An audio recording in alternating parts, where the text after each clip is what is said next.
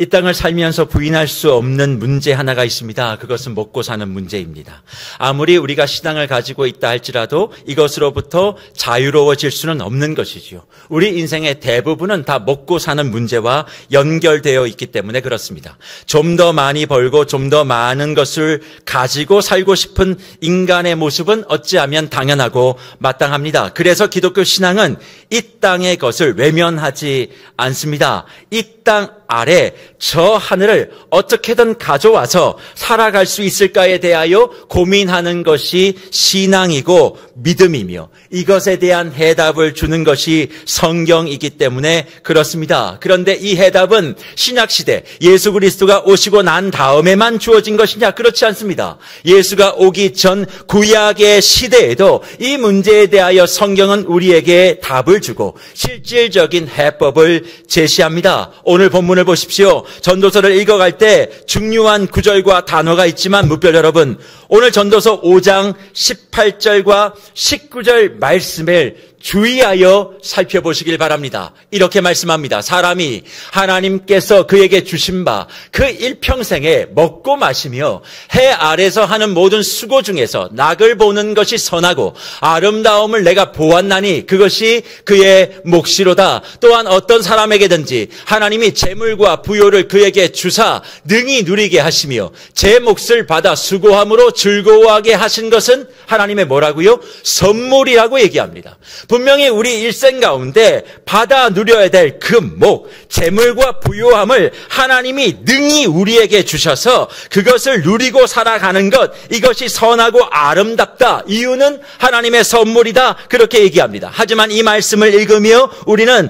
전도자가 지금까지는 이 세상의 모든 것이 다 헛되다고 말했는데 이제 와서 다른 얘기한다고 좀 어색하다고 말씀하고 있는 분들이 있을 수 있습니다. 해 아래 하는 모든 것은 다 헛된 것이 아니랍니다. 해 아래에서 하고 있는 저와 여러분의 모든 수고는 아름답대요. 선하대요. 그런데 그 아름답고 선하는 것이 뭐냐? 낙을 누리는 것, 즐거움을 누리는 것, 그것이 선하고 아름답다 얘기하는 것이죠. 그러니 솔로몬은 이야기합니다. 인생은 아름다운 거예요. 저와 여러분이 살아가는 그 인생이 아름다운 거야. 그런데 그 인생을 아름답게 하는 한 요소가 있는데 자기 수고에 마땅한 몫을 받는 것, 그 수고함으로 즐거움을 누리는 것이라고 분명히 선언합니다. 전도자는 빼지 않습니다. 신앙과 믿음을 말하는 데 있어서 그 수고의 몫을 누리는 것, 그것이 포함되어 있고 그래서 인생은 아름답다 말하는 것이죠. 그러면 전도자가 어느 순간 개과천선한 것일까요? 지금까지 헛되고 무익하다라고 얘기했던 이 자가 인생이 아름답다라고 말할 수 있는 것, 뭔가 대단한 사건 사고가 있어서 그렇게 됐다고 생각하십니까? 아닙니다. 그는 이미 마음속에 인생은 아름답다고 생각해 왔어요. 그런데 그 아름다운 인생을 가슴에 두고 인생을 찬찬히 관찰해 보니까 두 가지의 모순이 있다는 거예요. 그게 뭐냐면 하나는 그 아름다움, 부요함이라고 하는 그 아름다움을 어느 한순간에 잃어버릴 수도 있는 게 인생이다. 그냥 그게 영원하지 않다는 거예요. 어느 순간 그게 다 사라질 수 있는 것, 그게 인생이다. 두 번째로 그 부요함을, 그 아름다움을 누릴 만큼 우리의 인생이 길거나 기다려주지 않는다는 것. 저와 여러분의 삶의 시간이 기다려주지 않아요.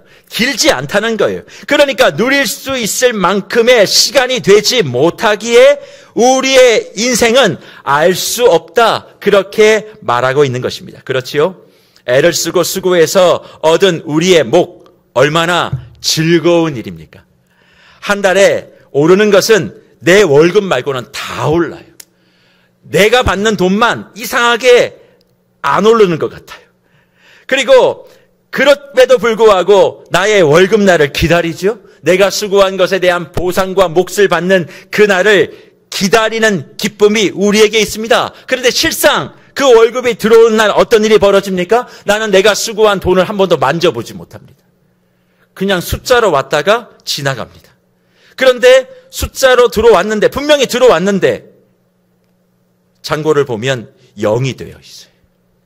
뭔가 들어왔는데 0이 되어 있죠. 0이 되어 있으면 그나마 다행이죠. 마이너스가 되어 있는 이 웃기고 슬픈 현실, 이 우픈 모습이 예나 지금이나 저와 여러분이 살아가는 인생의 모습이라는 겁니다. 어떻게든 애를 쓰고 노력해서 길을 쓰고 집도 사고 혹은 집을 사려고 했는데 어느 순간 그 모든 것을 누리지 못하는 나의 현실 앞에 우리는 허무해하기도 합니다. 집을 가지고 있는 사람은 집값이나 올랐으면 좋겠다 그렇게 얘기하고, 집을 가지지 못하는 사람은 어떻게든 집은 폭망해야 된다, 어떻게든 집값은 내려야 된다, 그래야 나도 집을 한번 사보지, 더 떨어져라 라고 주문을 거는 그런 기이한 현상이, 똑같은 문제를 가지고 전혀 다른 이야기를 하고 있는 이 모습이 우리가 사는 인생이고, 그러기에 그 인생 속에 어느 누군가는 누리는 것 같지만 또 어느 누군가는 그것을 누리지 못하며 스스로 정해진 인생의 종말을 향해 걸어가는 것이 저와 여러분의 모습이라는 거죠. 하지만 전도자는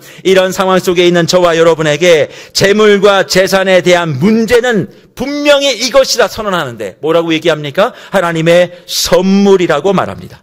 그러면서 이 재물과 재산에 대하여 이렇게 이야기를 해요.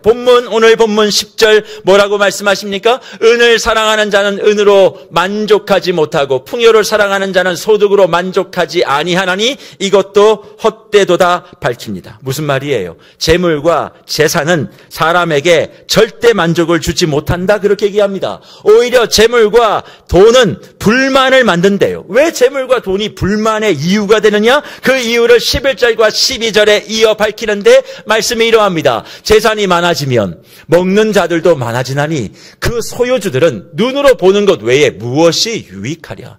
노동자는 먹는 것이 많든지 적든지 잠을 달게 자거니와 부자는 그 부유함 때문에 자지 못한다 그렇게 말씀해요. 그러니까 우리는 이 말씀을 대하면 이해가 잘 되지 않는 부분이 있지만 오늘 솔로몬은 이렇게 얘기합니다. 돈이 많은 거, 부자 되는 거, 그거 불만이 가득한 인생을 살 수밖에 없어. 왜? 재산이 많아지면 돌봐야 될 사람들이 많다는 거예요. 그러니까 그런 사람들 때문에 그런 부자들, 소유주들 눈으로 볼 때는 되게 좋겠다 그러지만 실상 아니래요. 오히려 그냥 노동자들, 일을 해서 그렇게 자기 수고와 소산을 받고 있는 사람들은 많든지 적든지 잠을 달게 잔다 그렇게 얘기합니다. 재물이 많아지면 돈을 쓰는 규모가 달라질 것이지만 동시에 그로 인한 고민이 땀을 흘려 수고하는 노동자에 비하여 많아지니 물질이 많은 사람은 그 부유함 때문에 잠을 자지 못한다 밝히고 있는 것이죠. 사실 이 말씀을 묵상하고 대할 때마다 돈이 없는 저로서는 이해하지 못합니다. 도대체 어떻게 이런 일이 있을 수 있을까? 하지만 오늘 말씀을 듣고 있는 여러분들 중에는 이 말씀을 이해하는 분들이 있을 거예요. 목사님, 돈이 많아서 잠이 못 자는 거 맞습니다. 그렇지만 저는 이해가 잘 되지 않아요. 또 우리 중에는 이런 이해를 하지 못하는 사람들이 저에게 이렇게 반문할 수 있습니다. 목사님, 돈이 많아서 잠을 못 자다니요. 차라리 그럴 거라면 한번 실컷 잠 못 자는 일 좀 있었으면 좋겠습니다. 그 정도로 내가 돈이 한번 많았으면 좋겠어요. 목사님도 그렇게 얘기하는 거, 사실 목사님 못 주무시는 거 돈 많아서 못 주무세요? 돈 없어서 못 자는 거잖아요. 그렇게 얘기하면 사실 저도 부인은 못합니다. 돈이 없어서 더 못 자는 것이 사실인 경우들이 많으니까요.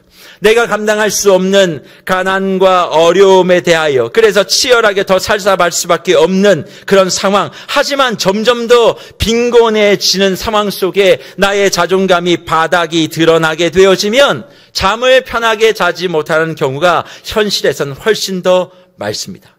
성경이 말하는 물질적인 부요함이 있으면 잠을 자지 못한다는 말씀과 현실 속에서 경험하고 있는 저와 여러분의 빈곤함으로 인한 불면, 어느 것이 더 맞느냐를 오늘 이 시간 따지는 것이 중요한 것이 아니라 솔로몬이 이야기하고 있는 핵심은 뭐예요? 물질은 결국 우리를 편안하게 잠들지 못한다는 이 말씀이 이 구절의 핵심이에요. 그래서 전도자가 사람이 살아가는 인생을 가만히 관찰하다 보니까 가장 큰 문제가 이거더라. 사람이 살아가는 데 있어서 가장 어려운 일은 바로 이거더라 라고 얘기하면서 살펴보는 내용이 뭔 줄 아십니까? 돈 문제였어요.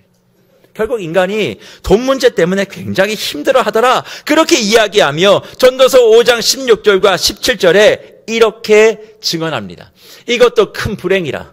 어떻게 왔든지 그대로 가리니 바람을 잡는 수고가 그에게 무엇이 유익하랴. 일평생을 어두운 데서 먹으며 많은 근심과 질병과 분노가 그에게 있다, 그렇게 기록하는 거예요. 누구보다 성실하게 돈을 모아 부자가 되었는데 어떤 이유인지 모르지만 그 모든 것을 다 잃어버리고 자녀들에게도 물려줄 수 없는 그런 상태가 되는 것, 그것이 인생이라는 거예요. 결국 남는 것은 손에 바람을 넣는 것, 잡는 것밖에 없다 말씀하고 있습니다. 사실 무별 여러분, 저와 여러분이 살아가면서 가장 억울한 때가 언제입니까? 열심을 다해서 내가 수고했는데, 누구보다 정직하게 내가 소처럼 일을 했는데 그 결과에 대한 소산이 내게 없다는 거예요. 열심히 노력하고 누구보다 땀을 흘렸는데 돈이 내게 없다는 거예요. 물론 돈이 없는 이유가 사기를 당했을 수도 있고 무리한 투자를 해서 욕심 가운데 그럴 수도 있고 생각지도 못한 일들이 생김으로 말미암아 그럴 수도 있지만, 중요한 건, 내가 이해가 되지 않는 건, 돈은 내가 분명히 벌었는데 어디로 갔는지 모른다는 거죠. 버는 건 힘드는데 나가는 건 너무 쉽더라는 거예요. 그러니까 내 수중에, 내 주머니에 도대체 어떻게 돈이 없을 수 있을까? 이것이 나를 가장 억울하게 만든다는 거예요.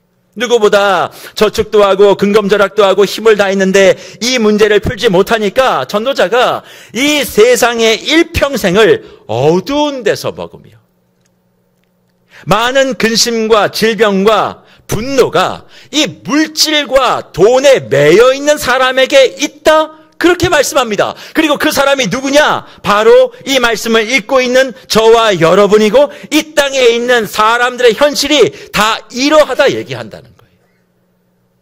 다들 아닌 척하고 고견한 척하지만 돈 앞에서는 다 똑같다는 거예요. 그럼 우리는 어떻게 해야 될까요? 이 문제에 대한 신앙적 해법은 무엇일까요? 전도자에게 한번 물어보고 싶지 않습니까? 도대체 그럼 어떻게 하라는 겁니까? 이 물질로부터 자유할 수도 없고 그 물질 속에서 내가 매여 살 수밖에 없는데 그것 때문에 어두운 데서 먹고 근심하고 질병하고 분노하고, 여러분들 대부분 다 돈 때문에 근심할 때 많지요. 돈 때문에 병날 때 많지요. 다 이것을 솔로몬이 이야기하고 있는 겁니다. 그러니 그럼 어떻게 하라는 것입니까? 라고 묻고 싶지 않습니까? 성경은 우리가 질문하기 전에 이것에 대한 해답을 말하는데 그 해답이 뭡니까? 앞에서 우리가 살폈던 전도서 5장 18절 19절에 그 말씀이에요. 그 말씀을 정리하면 이런 말씀입니다. 이런 어두움과 절망과 답답함이 있고 좌절과 분노가 속에 가득해도 하나님이 지금 각자에게 주신 것들로 감사하고 즐거워해야 한다. 하나님이 각자에게 주신 것들로 감사하고 즐거워해야 된다. 그 말씀이 전도서 5장 18절과 19절의 말씀입니다. 지금 저와 여러분의 손에 있는 그것은 하나님의 선물로 주신 것이기 때문에 선하고 아름답고, 그래서 우리가 해야 될 것은 뭐다? 감사라고 성경은 이야기합니다. 하지만 무별 여러분, 솔직히 교회에 오시면 감사에 대한 얘기 되게 많으시죠. 감사해라, 감사해라. 뭐 상황이 있든 범사에 다 감사해야 된다. 그 성경의 말씀이기도 하고. 그러니까 예배에 오면 목사는 강단에서 상황이 어떠하든 감사해야 됩니다. 그리고 오늘 전도서의 말씀도 감사해야 돼, 즐거워해야 돼, 이런 말씀을 듣지만 솔직하게 어떠세요? 내 상황과 형편이 어렵고 내 삶이 빈곤 가운데 가득 있을 때 이 감사라는 말을 들으면 못마땅하지 않으십니까? 좀 감사할 거리를 좀 만들어 놓으시고 뭔가 좀 하늘문을 여셔서 나의 필요한 모든 걸 다 채워놓고 감사하라 그러면 그렇지. 그런데 말씀을 읽어보니 그렇게 한다고 해서 뭔가 돈벼락이 떨어지는 것도 아니래. 오히려 삶은 더 어려울 수 있대. 그런데 감사하고 즐거워하래. 이런 얘기를 들으면 이상하게 반기를 듣고 싶은 마음이 저에게도 있습니다. 세상이 조금 더 공정하고 내가 좀 더 유복한 환경을 만나 기회가 내게 주어졌다면 지금처럼 살지 않았을 것이다. 우리는 늘 입버릇처럼 말하곤 합니다. 그리고 실제로 우리가 살아가는 이 세상을 가만히 보면 불공정하잖아요. 승자승 원칙의 자본주의 시스템 안에 움직이고 있기 때문에 어쩌면 이런 푸념 다 맞다고는 할 수 없지만 일리는 있어요. 우리가 이 세상 속에 살아갈 때 믿음으로 진리의 유니폼을 가지고 믿음의 띠를 띠고 그리고 소망의 신발을 신고 열심히 살아보려고 하지만 우리가 믿음을 갖고 소망을 갖고 뛰는 그 현장은, 세상은 기울어진 운동장이라고 말씀드렸습니다. 사악하고 거짓이 가득하고 심지어 그 운동장의 심판은 누굽니까? 사탄일 때가 많아요. 그래서 무별 여러분, 세상에 못된 사람이 잘 되는 거 당연한 일입니다. 그들이 잘 사는 걸 너무 힘들어하지 마세요. 그거는 당연하게 있을 수밖에 없습니다. 주님 오실 때까지 그 일들을 우리는 목격하고 살아야 돼요. 그러니까 우리가 참 힘들어요. 뭐가 힘드느냐? 그런 사람들의 모습을 바라보는데 내 현실은 그렇지 못해요. 착하게 살고 열심히 살고 정직하게 살고 말씀대로 살수록 어려움들이 더 많이 생기는 것 같으니까 성경 속에 감사해라 이런 이야기들이 다 뜬구름 잡는 것 같다는 거죠. 현실과 전혀 다른 얘기를 한다. 목사는 목회만을 하고 세상을 모르기 때문에 저 편안한 소리를 한다. 그렇게 이야기하며 예배 드릴 때는 그냥 받지만 세상 나가서는 감사와 상관없이 말씀과 상관없이 세상의 방법대로 살아가는 그리스도인들이 의외로 많이 있습니다. 왜요? 말씀과 세상의 이 괴리를 성경은 하나님은 메우지 못한다고 생각하고 있기 때문에 그래요. 그렇다면 정말 그럴까요? 그렇지 않습니다. 성경은 이 세상이 하나님의 말씀으로 창조가 된 곳임을 분명히 선언합니다. 결국 우리의 생명과 우리의 건강과 우리의 일과 물질, 일상 모든 것은 하나님의 창조 안에 있어 선한 것이죠. 그래서 우리가 살아가는 이 인생은 하나님의 선물이고 그 선물로 받은 저와 여러분이 해야 될 것은 감사하고 즐거워해야 된다는 것입니다.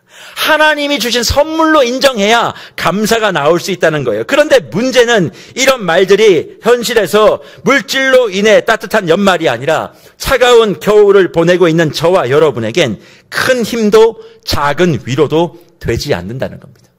그런 상황에 있는 사람들에게 가장 큰 힘은 뭡니까? 하나님이 부자 되게 만들어 주시는 거예요. 열심히 기도하고 뭔가 해가지고 하나님이 내 인생을 완전히 일확천금으로 축복해 주시는 것. 사실 그게 위로죠. 그게 격려죠. 그게 힘이죠.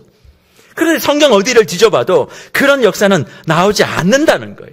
그러니까 우리의 신앙에 늘 답답함이 생기는 것 아닙니까? 그러면 어찌해야 되느냐? 저는 이 문제를 해결하기 위해서 우리가 처음 읽었던 전도서 5장 18절과 19절의 말씀을 더 깊이 묵상하고 말씀과 현실 사이의 간극을 좁혀 물질에 대한, 상황에 대한, 내 여건에 대한, 소유에 대한 하나님의 말씀을 그대로 제대로 이해해야 된다고 생각합니다. 오늘 제가 아까 읽었던 전도서 5장 18절과 19절의 말씀을 성경을 통해 눈으로 따라가 보십시오. 저는 그것을 히브리 말로 직역한 것을 한번 말씀을 드릴 거예요. 눈으로는 성경을 보시고 귀로는 제가 직역한 말씀을 들으면서 이 사이에 하나님께서 말하시고자 하는 것이 무엇인지를 한번 이해해 보셨으면 좋겠어요. 전도서 5장 18절 19절의 직역은 이러합니다. 보아라, 이것이 내가 보아온 좋은 것이다. 그것은 하나님이 인간에게 주신 그의 모든 생의 날들 속에, 그리고 그 해 아래서 그가 하는 모든 수고 속에서 먹고 마시고 즐거움을 보는 것을 적합하게 한다. 그리고 그것은 그의 인생의 몫이다. 그렇게 직역할 수 있습니다. 그러니 오늘 우리가 읽은 말씀, 사람이 하나님께서 그에게 주신 바 그의 일평생 먹고 마시며 해 아래서 하는 모든 수고 중에서 낙을 보는 것이 선하고 아름다움을 내가 보았나니 그것이 그의 몫이로다. 또한 어떤 사람에게든지 하나님이 재물과 부요를 그에게 주사 능히 누리게 하시며 제 몫을 받아 수고함으로 즐거워하게 하신 것은 하나님의 선물이라는 거예요. 그러면 이 직역과 우리가 읽은 이 성경을 깊이 묵상하다 보면 중요한 단어가 두 가지입니다. 선하다는 것, 좋다는 것. 전도서를 통해서 잘 나오는 히브리 말 토브, 선하고 좋은 것. 이게 지금 솔로몬이 강조하는 것이고, 또 하나는 아름답다라는 말입니다. 히브리 말로 야페라는 말인데.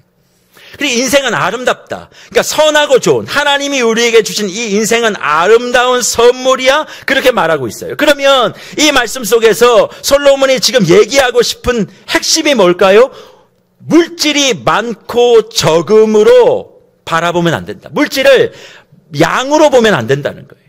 우리는 물질이 많으면 좋은 일, 물질이 없으면 불편한 일, 이렇게 생각하는데 솔로몬은 물질에 대하여 그렇게 보지 말아야 된다. 그러면 어떻게 봐야 되는가? 소유의 많고 적음으로 보지 말고 만족으로 봐야 된다. 만족.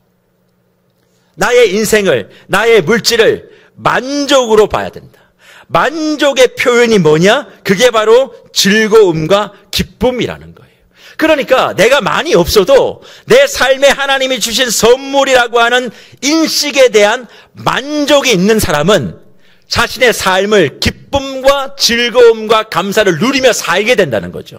세상의 방법과 너무 다르죠. 세상은 내가 많아야 즐겁고 내가 없으면 고통스럽다. 근데 성경은 아니라는 거예요. 많고 적음의 문제가 아니라 그것이 하나님의 선물이라고 하는 것을 인정하고 하나님의 선물을 이런 것을 인정했다면 지금 너의 삶은 아름답고 선한 거야.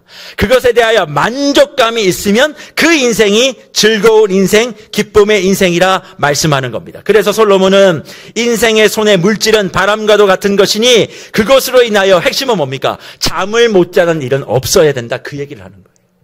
부자는 뭐 잠을 못 자고 노동하는 자는 잠을 잘 잔다. 이거에 대한 핵심은 뭐냐면 사람은 물질 때문에 잠 못 자는 일이 없어야 된다. 그러면 그게 어떻게 가능하느냐? 물질이 우리에게 주는 핵심은 많이 가졌느냐 아니냐가 아니라 먹고 사는 문제, 생존의 문제가 아니라 누림의 문제, 즐거움의 문제.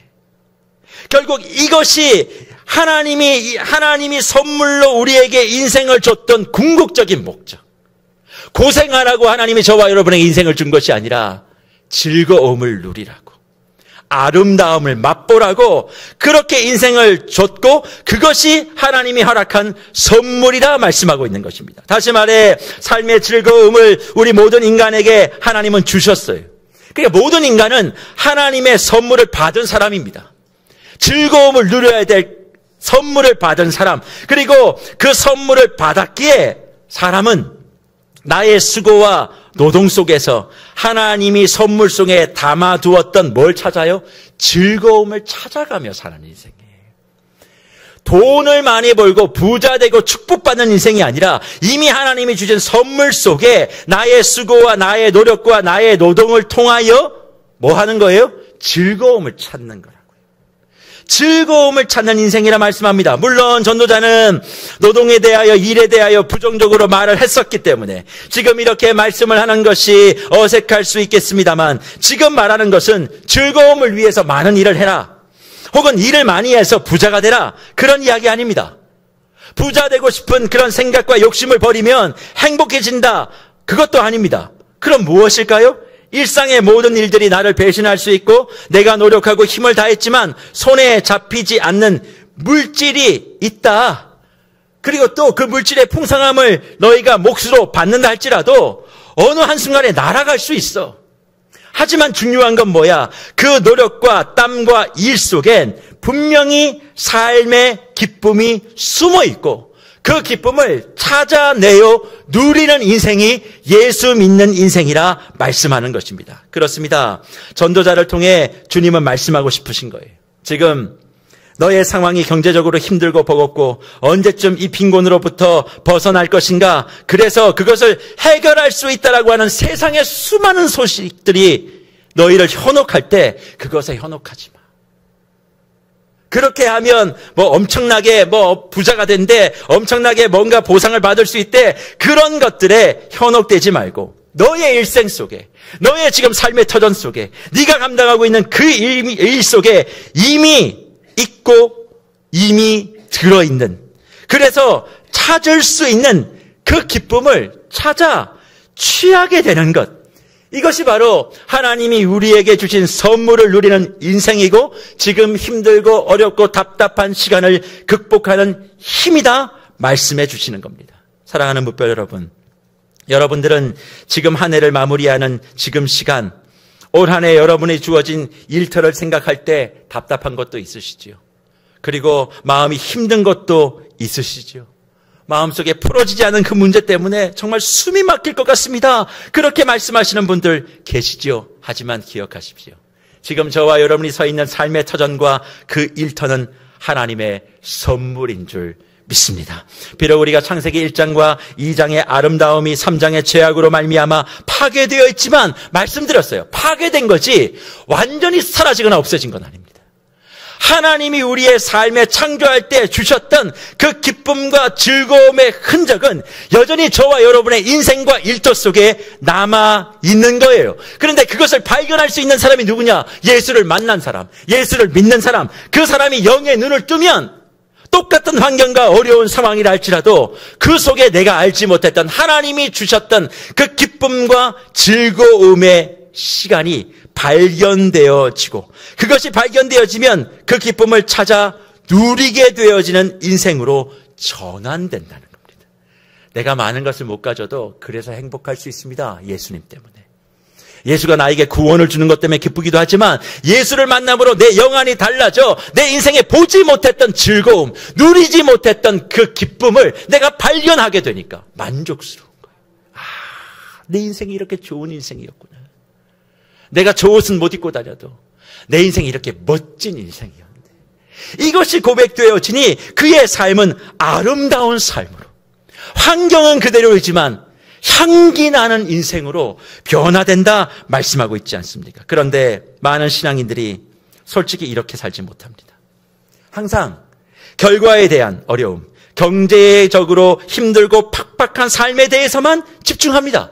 그래서 모든 기도의 대부분이 내가 좀 잘 살았으면 좋겠다고, 내 일들이 잘 풀었으면 좋겠다는 것에 집중되어 있습니다. 왜 그럴 수밖에 없을까요? 이유는 간단해요. 삶에 있어서 경제적인 어려움을 경험하지 못한 사람들은 내 마음을 모른다고 얘기하며 언제나 인생이라는 시소 위에 건너편에서 나는 낮은 곳에 떨어져 있는 것 같은데 언제나 높이 올라가 있는 그 부유한 사람들만 바라보며 우리가 살기 때문에 그렇습니다. 늘 하는 얘기가 뭡니까? 좋겠다 저들은. 나도 저 집에 한번 살아봤으면 좋겠다. 나도 저들처럼 한번 생활해봤으면 좋겠다. 나도 저렇게 올라가는 인생이었으면 좋겠는데 내 인생의 시선은 왜 자꾸 밑으로 떨어지지? 아니 바닥을 왜 뚫고 자꾸만 들어가지? 그래서 나는 점점 더 어두운 흑암 속으로 들어가는 것 같지? 왜 예수를 믿었는데 저들은 예수를 믿지도 않는데 저렇게 멋지게 사는 것 같고 나는 그렇지 못하고 지력방에서 이렇게 구르는 것 같으냐라고 탄식하는 것이 사실입니다. 그런데 그런 시소 아래에서 시소 위를 바라보고 있는 저와 여러분에게 시소 위에 가장 높은 곳에 있었던 솔로몬이 이렇게 얘기합니다. 뭐라고 얘기하는 줄 아십니까? 전도서 6장 1절과 2절의 말씀이죠. 내가 해 아래서 한 가지 불행한 일이 있다는 것을 보았나니, 한 가지 불행한 일이 있다는 것을 보았나니 이는 사람의 마음을 무겁게 하는 것이라. 어떤 사람은 그의 영혼이 바라는 모든 소원에 부족함이 없어 재물과 부요와 존귀를 하나님께 받았으나. 우리 다 원하는 거죠? 재물, 부요, 존귀. 야, 명예도 그리고 또 돈도 모든 것도 다 하나님께 부족함이 없이 받았으나 하나님께서 그가 그것을 누리도록 허락하지 아니하셨으므로 누가 누려요? 다른 사람이 누리라니 이것도 헛되어 악한 병이다 말씀하고 있습니다. 솔로몬은 자기 스스로 인정합니다. 내가 인생의 시소 위에 가장 높이 올라서 하나님 앞에서 물질과 부요와 존귀를 내가 다 가졌다 그렇게 이야기해요. 그런데 가졌는데 솔로몬이 가장 불행한 일이라고 얘기하는데 그 불행은 누구예요? 자기 자신을 얘기하는 거예요. 내가 이렇게 불행한 사람이다. 모든 걸 가졌는데 왜 불행했느냐? 모든 것을 가졌지만 자기는 누려본 적이 없다 그렇게 얘기합니다. 자기는 이걸 누려보지 못했다. 그러면 무엇을 누려보지 못했습니까? 그는 이야기합니다. 그것을 누리는 즐거움이 자기에게 없었다고 말이죠. 자기가 수고해서 부를 얻었지만 결국 그것을 통해서 나는 못 누리고 다른 사람이 누리는 것만 보았지 자신은 누리지 못했다. 그러니까 그 부유함이 무슨 소용이 있는가를 이야기를 합니다. 물론 이런 이야기를 들을 때 저를 비롯한 많은 분들은 이해가 되지 못할 거예요. 왜냐하면 솔로몬이 부를 가지고 있으면서 왜 그걸 누리지 못했어? 아닌데 얼마나 돈 많으면 편한 세상인데 그것도 하나님이 허락하셔서 받았잖아. 그런데 왜 그걸 못 누려? 왜 부요함을 다른 사람에게 다 누리게 해주는가 질문할 수 있고 저 역시도 그런 말씀을 묵상하면서 이해가 되지 못했습니다. 이런 부유함이 제게 없어서 그럴 수도 있겠죠. 하지만 그런 부유함을 곁에서 많이 본 적은 있습니다. 다 누리고 사시는 것 같아 보여요. 그러니까 이 말씀이 아무리 진리인 성경의 말씀이지만 받아들이려고 하지 않고 솔로몬이 아닌 시소 반대편에 저 높은 곳에 있는 사람들이 낮은 곳에 있는 나를 놀리는 것이라고밖에 생각이 들지 않습니다. 여러분도 그렇지 않으십니까? 하지만 솔로몬이 이런 고백을 하고 이어지고 있는 한 말씀을 주목해 보십시오. 전도서 6장 1절과 2절에 이런 이야기를 하며 3절부터 6절까지 이 말씀을 고백합니다. 사람이 비록 100명의 자녀를 낳고 또 장수하여 사는 날이 많을지라도 그의 영혼은 그러한 행복으로 만족하지 못하고 또 그가 안장되지 못하면 나는 이르기를 낙태된 자가 그보다 낫다 하나니 낙태된 자는 헛되이 왔다가 어두운 중에 가매 그의 이름이 어두움에 덮이니 햇빛도 보지 못하고 또 그것을 알지도 못하나 이가 그보다 더 평안함이라. 그가 비록 1000년의 갑절을 산다 할지라도 행복을 보지 못하면 마침내 다 한 곳으로 돌아가는 것뿐이 아니냐 말씀합니다. 무슨 얘기입니까? 부를 얻기 위해 뼈 빠지게 애를 쓰지요. 모든 사람들이 다 그렇습니다. 하지만 뭔가 이루고 난 다음에 자기가 원하는 걸 다 얻고 난 다음에 자신의 몸이 망가져서 힘들어하는 사람들이 얼마나 많은 줄 아십니까? 그렇게 애를 써서 부귀, 영화, 물질 다 쌓아뒀는데 한순간에 보증살 묻습니다. 다 날려버립니다. 뭔가 사람들이 또 물질이 모이면 꼭 누가 모여요? 날파리들이 모입니다. 꼭 꿰입니다. 사기꾼들 똑똑합니다. 내가 세상에서 제일 똑똑한 사람인 줄 아는데 사기꾼만큼 똑똑한 사람 없습니다. 다 걸려지게 넘어지게 만드는 거죠. 그러면서 사기를 당해 모든 것을 다 날려버리기도 합니다. 사라져버립니다. 그래서 모든 것을 다 얻은 자가 정신적으로 정서적으로 고통을 당하며 비참하게 인생을 마무리하는 경우가 이 세상에 얼마나 많은 줄 아십니까? 또 모을 줄만 알았지 쓰지도 못하는 분들. 그냥 모으는 것만 열심히 했어요. 근데 한 번도 제대로 쓰지 못하는 거예요. 자기 자신을 위해서 누려지지 못하는 거예요. 얼마나 불쌍한 인생. 그리고 그 주변에는 호시탐탐 그 부모의 건물과 땅을 바라면서 겉으로는 웃지만 속으로는 빨리 저 세상 가세요. 그렇게 얘기하는 자녀들이 있습니다. 그런 자녀들은 꼭 부모님이 돌아가시고 난 다음에 재산 때문에 엄청 싸우죠. 결국 이 모든 일들이 뭐 때문입니까? 부유함에서 나오는 불행하고 불쌍한 일이라고 솔로몬은 얘기합니다. 내가 아프면 결국 못 누리는 거예요. 결국 부유함이라고 하는 것, 누리지 못하는 경우가 인생에 더 많아진다. 이걸 솔로몬이 얘기하는 겁니다. 그래서 뭇별 여러분, 삶이라는 것에 정답이 있습니까? 모든 것을 다 가진 솔로몬이었지만 그도 다 가졌지만 누리지 못하는 아픔이 있었습니다. 그리고 다 가졌지만 가지지 못한 자들의 참담함을 바라보면서 또 아팠습니다. 하지만 그 속에서 변하지 않는 원칙 한 가지, 그건 뭐냐? 하나님이 주신 인생, 하나님이 주신 일, 하나님이 주신 물질에 대한 즐거움을 누리지 않으면 많이 가지고 적게 가지고의 문제를 넘어 그의 인생은 계속 의미가 없는 인생일 수밖에 없음을 우리에게 말씀하고 있는 거죠.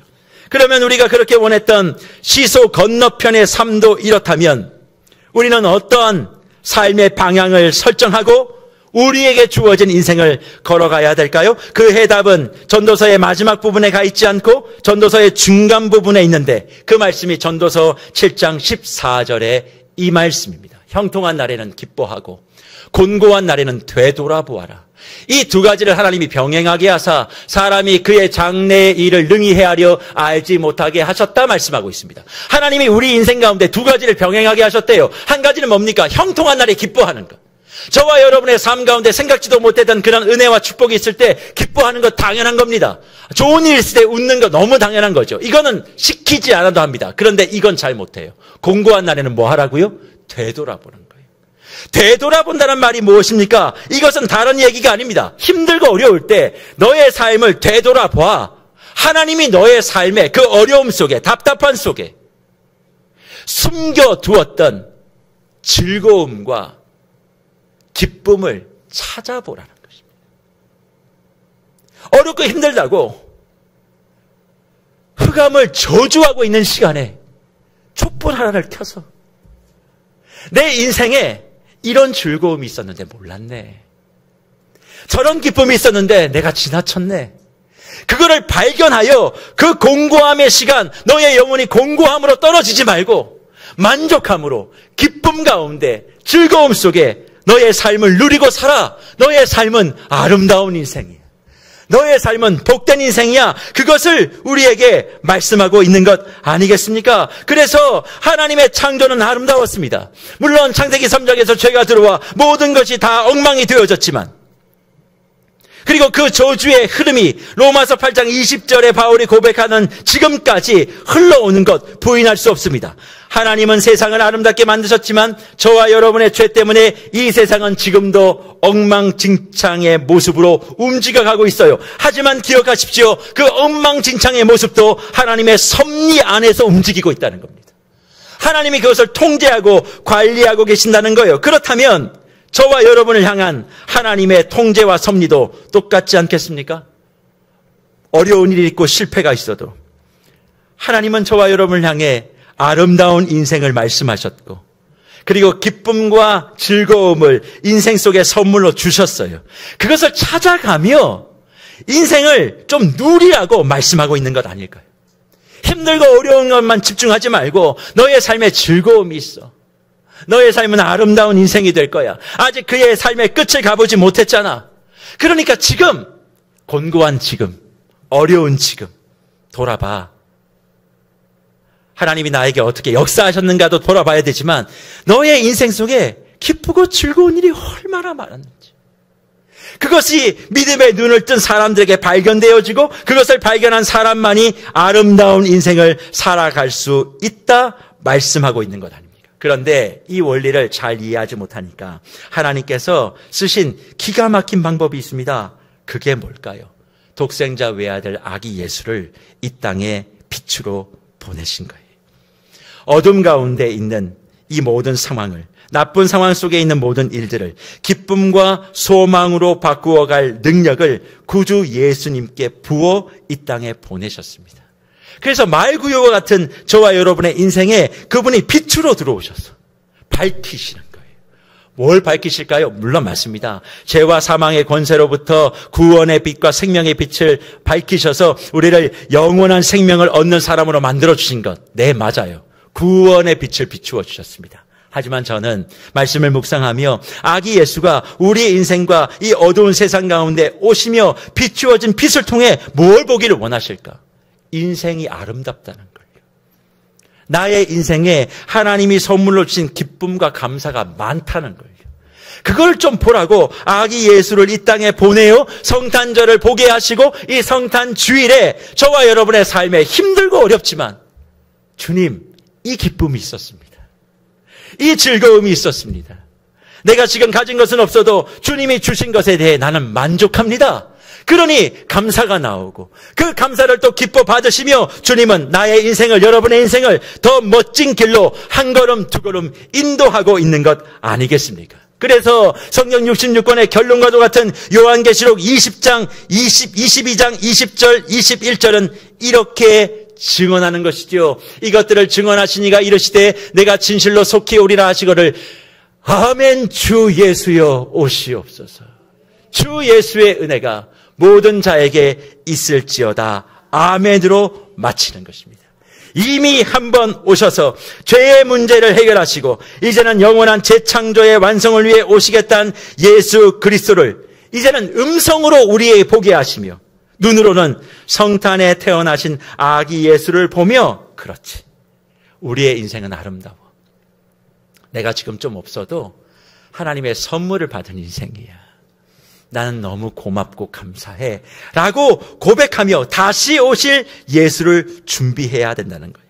그것이 믿음의 눈으로 보이면 올 한 해 우리 스스로가 부하지 못해도, 열심히 살았음에도 손에 뭔가 쥐어지지 않아도 그 안에서 역사하시고 우리에게 기쁨과 즐거움을 선물로 주신 그 하나님의 의도하심이 있음을 믿고 안도하며 다시 힘을 얻어 올 한 해를 아름답게 마무리하고 내년을 힘차게 소망하며 바라볼 수 있지 않겠습니까? 그래서 성탄주일 오늘 말씀을 저는 이렇게 결론 내려보려고 합니다. 주 안에 사랑하는 묵별 여러분, 많고 적음 때문에 고통당하지 마십시오.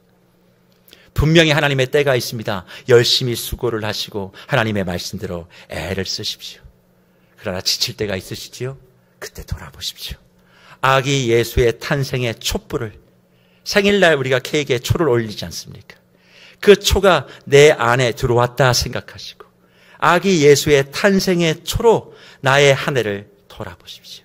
그리고 발견하지 못했던 그 즐거움과 기쁨을 연말에 가득 해내어주셔서 그 모든 것이 감사의 제목으로 바뀌어 우리가 성탄 감사 예배를 25일 준비하면 주님께서 그렇지, 네가 이제 믿음이 더 자랐구나, 내가 너에게 줬던 그 선물들을 하나둘씩 다 발견했구나, 이제 그것을 더 누리고 살도록 내가 너의 길을 인도하리라 하시는 말씀을 우리가 연말 연시 주님의 말씀 안에 듣고 살아가야 되지 않겠습니까?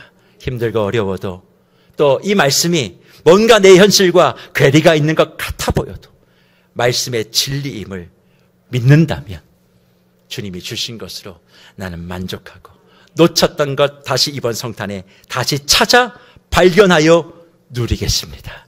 연말에 더 감사할 것들이 많도록 내 삶을 돌아보겠습니다. 그렇게 고백하시며 성탄 감사 예배를 준비하시는 저와 여러분들 되시기를 축복합니다.